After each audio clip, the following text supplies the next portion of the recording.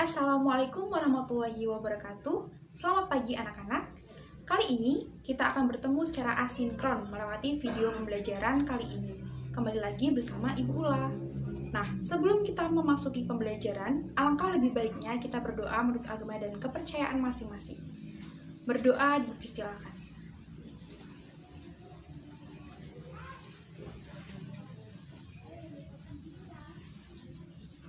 Berdoa selesai.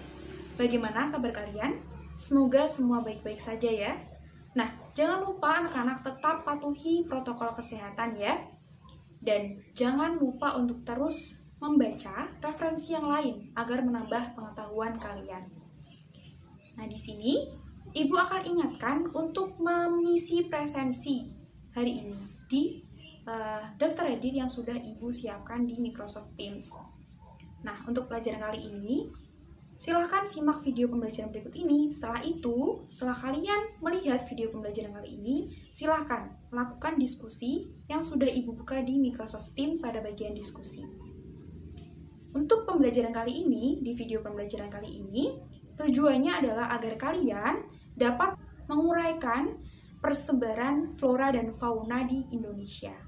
Nah, untuk manfaatnya, agar kalian lebih cinta dengan Indonesia ini dan menjaga keanekaragaman hayati yang ada di Indonesia ini. Jangan lupa untuk siapkan buku catatan dan alat tulis kalian. Catat poin-poin penting yang Ibu berikan di video kali ini. Ya, oke, silakan simak video yang berikut ini. Nah, yang pertama akan kita bahas adalah penyebaran flora di Indonesia. Nah, persebaran flora di Indonesia. Yang pertama adalah flora di Indonesia ini termasuk ke dalam flora kawasan Malaysiana, yaitu meliputi Malaysia, Filipina, Indonesia, dan Papua Nugini. Nah, untuk flora Malaysiana sendiri, itu menurut Van Welzen dan Silk, yaitu botanis dari Belanda. Menurut keduanya, flora Malaysiana terbagi menjadi flora dataran Sunda, flora dataran Sahul, dan flora di daerah tengah atau peralihan yang sangat khas dan endemik. Flora di dataran Sunda terbagi menjadi 3 macam, yaitu flora endemik, flora khas paparan Sunda, dan flora di bagian pantai barat. Untuk flora endemik, contohnya adalah Rafflesia arnoldi, yang hanya terdapat di wilayah Bengkulu, Jambi, dan Sumatera Selatan, serta bunga anggrek Tien Soeharto yang hanya ada di wilayah Sumatera Utara. Untuk flora khas paparan Sunda didominasi oleh hutan mangrove dan rawa gambut. Flora di bagian pantai barat didominasi oleh meranti-merantian, rotan, dan hutan rawa air tawar.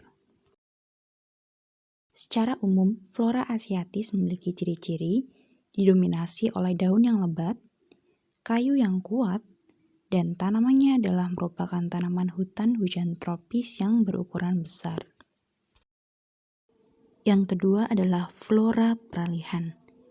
Di sini, jenis flora endemiknya adalah ebony atau Diospyros celebica, kemudian pohon leda atau Eucalyptus declupta, dan cengkeh atau Syzygium aromaticum. Ciri umum dari flora peralihan adalah tanamannya memiliki daun yang kecil, tumbuhannya berukuran lebih kecil daripada tanaman yang flora yang ada di bagian barat, dan memiliki daun yang pendek. Yang ketiga adalah flora dataran Sahul. Di sini, spesies endemiknya adalah sagu, Metroxylan sagu, pala, Myristica fragrans, dan matoa, Pometia pinnata. Hutan di dataran Sahul memiliki ciri-ciri yang sama dengan hutan Australia wilayah utara, dengan beribu-ribu jenis tumbuhan yang berdaun lebat dan hijau. Ketinggian pohon di wilayah ini bisa mencapai 50 meter. Karena lebatnya daun pohon di hutan Sahul, membuat sinar matahari tidak menembus sampai ke tanah-tanahnya. Sehingga kelembapannya masih terjaga dan memiliki ciri-ciri air tanah yang baik dan membuat tanah subur dengan organisme yang ada di dalamnya. Yang kedua, kita akan membahas mengenai persebaran fauna di Indonesia. Nah, berdasarkan letak geografinya, wilayah Indonesia ini dilewati oleh dua garis hayal, yaitu garis Wallace dan garis Weber. Penyebaran fauna di Indonesia ini dipengaruhi oleh aspek geografi dan peristiwa geologi benua Asia dan Australia. Para pakar zoologi berpendapat bahwa tipe fauna di kawasan Indonesia bagian barat mirip dengan fauna di Asia Tenggara atau Oriental. Sedangkan fauna di kawasan Indonesia bagian timur mirip dengan fauna di benua Australia atau Australis. Nah, daerah persebaran fauna di Indonesia dapat dibagi menjadi 3 kawasan karena adanya garis Wallace dan Weber, yaitu kawasan Indonesia bagian barat, kawasan peralihan, dan kawasan Indonesia bagian timur. Yang pertama adalah daerah sebelah barat garis Wallace. Nah, coba dilihat anak-anak di bagian petanya. Kawasan Indonesia yang termasuk ke dalam daerah sebelah barat garis Wallace meliputi Sumatera, Jawa, Kalimantan, dan Bali. Kawasan ini dibatasi oleh garis Wallace yang terletak di antara Kalimantan dengan Sulawesi dan di antara Bali dengan Lombok.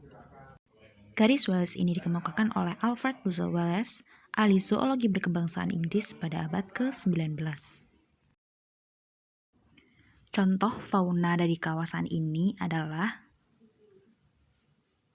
harimau, macan tutul, gajah, badak Jawa, banteng, orang utan, dan jalak Bali. Jadi, ciri dari daerah ini adalah hewan menyusuinya itu berukuran besar dan banyak bermacam kera, serta banyak ikan air tawar. Yang kedua adalah wilayah Indonesia yang ada di sebelah timur garis Wallace yang memiliki berbagai jenis fauna Australia, yaitu berbagai jenis burung dengan warna bulu yang mencolok sebagai ciri khasnya.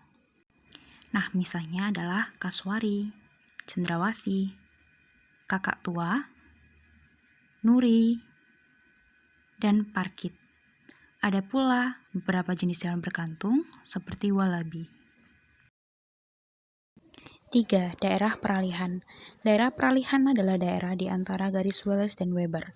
Semakin ke timur dari garis Wallace, jumlah fauna oriental semakin berkurang. Sebaliknya, semakin ke barat dari garis Weber, fauna Australia semakin berkurang. Contoh fauna daerah peralihan adalah komodo, anoa, dan kuskus. Oke, pembelajaran mengenai persebaran flora dan fauna di Indonesia telah dilaksanakan melalui video yang sebelumnya. Nah, sekarang karena kalian sudah mencatat hal-hal penting dari poin-poin penting dari video, silakan buat kesimpulannya sendiri dan tulis di buku catatan kalian. Itu tidak akan Ibu tagih, tetapi untuk bahan kalian, bahan pembelajaran kalian untuk menempuh ulangan maupun UTS sampai pada UAS. Jadi, tetap rajinlah untuk menulis dan membaca agar kalian dapat mengetahui atau mengulik sebanyak-banyaknya pengetahuan. Seperti itu ya. Oke, tetap semangat. Mari kita tutup pembelajaran kali ini dengan berdoa. Silakan berdoa menurut agama dan kepercayaan masing-masing. Dipersilakan.